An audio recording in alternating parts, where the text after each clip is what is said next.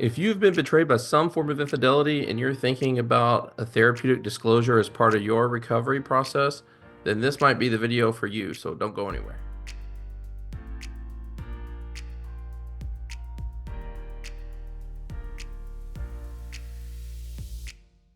Welcome to Recovery TV. I'm so glad that you're here. In this video, I'm going to cover this concept called therapeutic disclosure, which is a common therapeutic process utilized as part of betrayal trauma recovery. And betrayal trauma is the term that we often use when we're talking about betrayal through some form of infidelity. So before we dive into this process called therapeutic disclosure, allow me to first remind you to please subscribe to our channel. Don't forget to ring the bell so you can be notified when more of our videos are posted, and maybe even smash that like button so that we can please those algorithms, and that way we can get our content in front of more people. But make sure you stay to the very end to hear me talk briefly about using polygraphs as part of disclosure.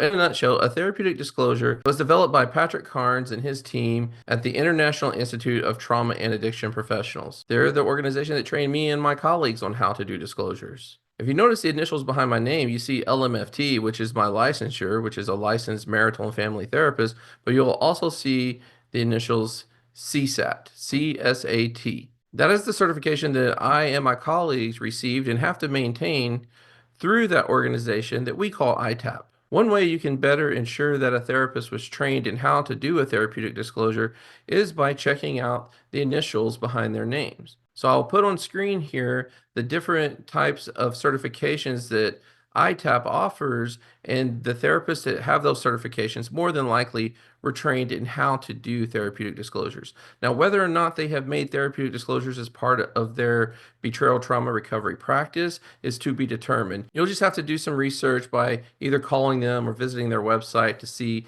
if that information is on there.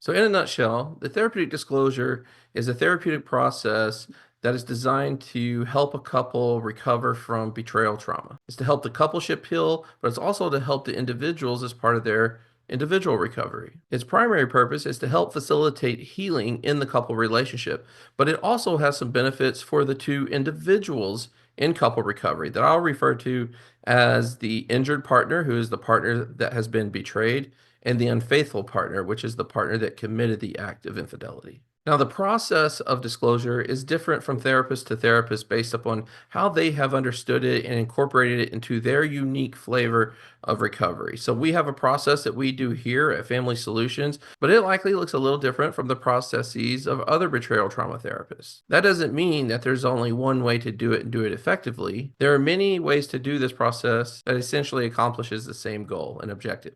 The key is to make sure to ask your therapist about their specific process and what their objective is behind it. A therapeutic disclosure is what it sounds like it is. It's a process of disclosing secrets in a therapeutic way. It's not only the process of disclosing secrets with the guidance of a therapist, it's also the process of receiving those secrets with the guidance of a trained therapist.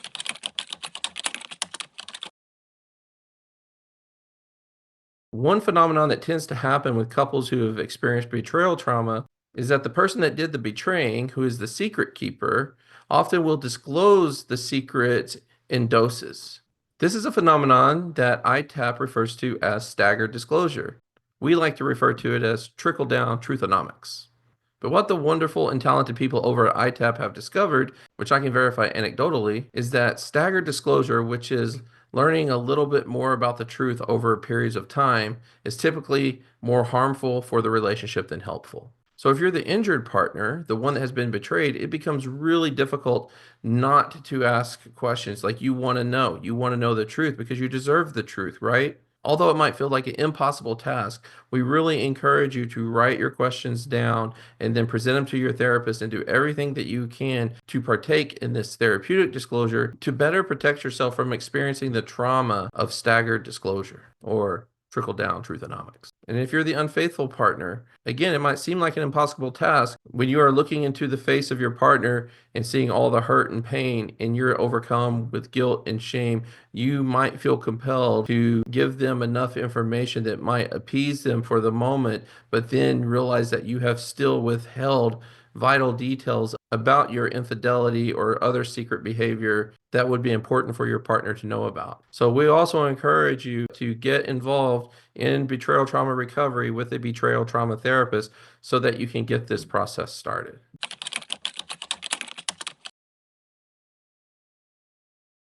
Now, one more thing that's important about the process of therapeutic disclosure is who it is for. Now, obviously, this is for the couple that has experienced betrayal trauma. And although there are varying opinions about this, I think you'll find that most betrayal trauma therapists agree that a therapeutic disclosure is not only for the couple that has experienced betrayal trauma, but also for the couple that is seriously entertaining healing of that couple relationship. So I hope that gives you an idea of what a therapeutic disclosure is, why we do it, and who it is for.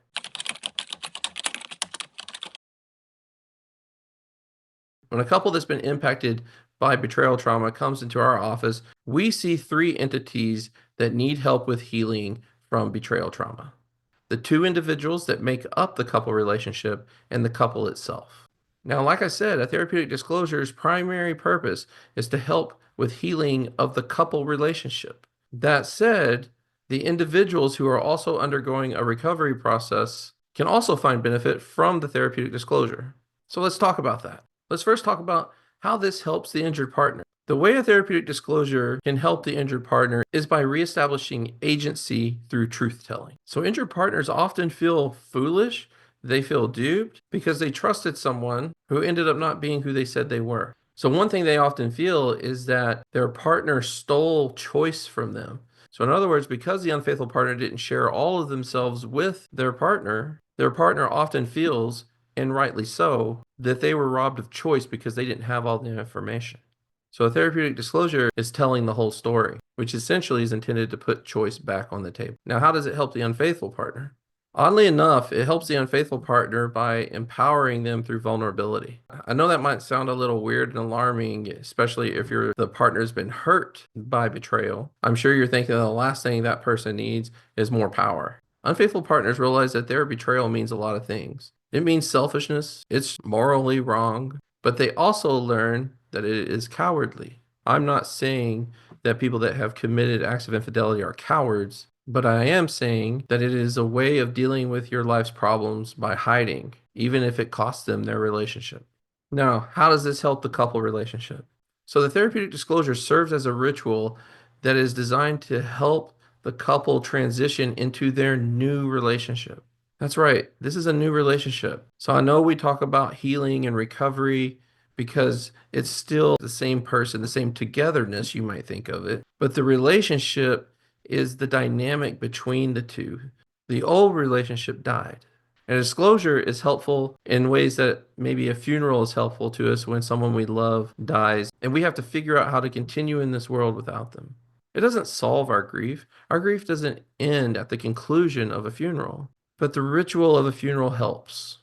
So the ritualistic nature of this disclosure through a process of truth-telling is in essence the couple saying goodbye to a relationship that they once had, that was once important to them, but it died because of infidelity.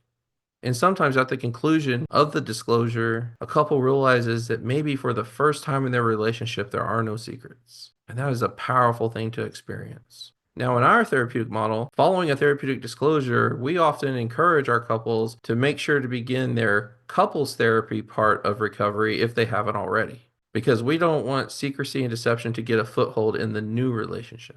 So I did my best to give you in a short amount of time the nuts and bolts regarding the benefits of a therapeutic disclosure to the three entities involved: the coupleship and the two individuals that make up the coupleship, the unfaithful partner and the betrayed partner. So if you made it this far, you stayed all the way to the end, and as promised, I'm going to talk just briefly about polygraphs. So we get asked all the time if we think a polygraph is an effective tool as part of the disclosure process. And our response is sometimes. We actually used to incorporate polygraphs as part of our disclosure process, and it didn't take long for us to decide that it just didn't fit with our understanding of betrayal trauma couple recovery. I'd go into it with you here, but it would make the video much longer. But the good thing is that my colleague Carrie and I just recorded a podcast episode on why we chose to stop using the polygraph as part of our therapeutic disclosure process. Now, you can find that podcast video right here on YouTube, and I'll make sure to put the link in the description, along with the links to the episodes on the audio platforms that our podcast is on, like Apple and Spotify. But in a nutshell, just because we have opted to not utilize a polygraph as part of our therapeutic disclosure process doesn't mean that other people that do utilize the polygraph aren't using it effectively. We still have couples that will do our therapeutic disclosure process and then choose to go do a polygraph on their own. So despite what betrayal trauma therapist you're working with, for example, someone like me who doesn't use the polygraph, or somebody else that does use the polygraph, just make sure that you ask them all the questions that you need to about their specific way of doing the therapeutic disclosure. So that's all I have for you in this video, and I know that I quickly ran through a process that is very complicated and complex. So please make sure you continue to do your research.